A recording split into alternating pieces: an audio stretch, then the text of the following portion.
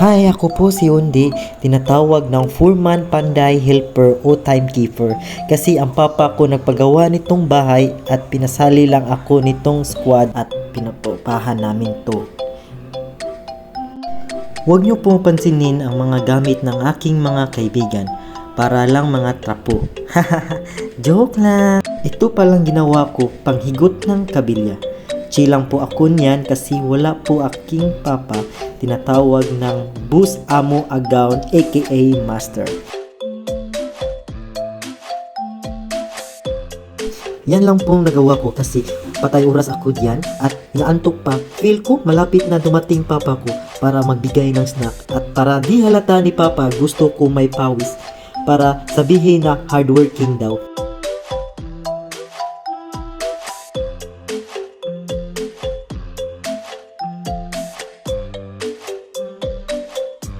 Oh, di ba? Ginamitan ko yan ng technique para sabihin ni Papa na marami akong ginagawa. Oh, tignan nyo, parang bakla ako diyan.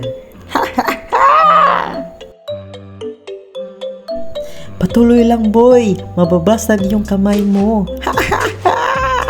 Ay, mali pala. I mean, yung haligi.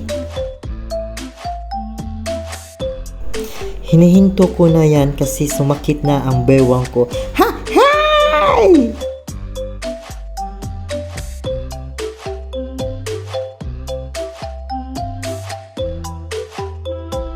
Ito pala si Kenken, yung helper namin. Di ko na lang tinatawag kasi busy pa paghukay.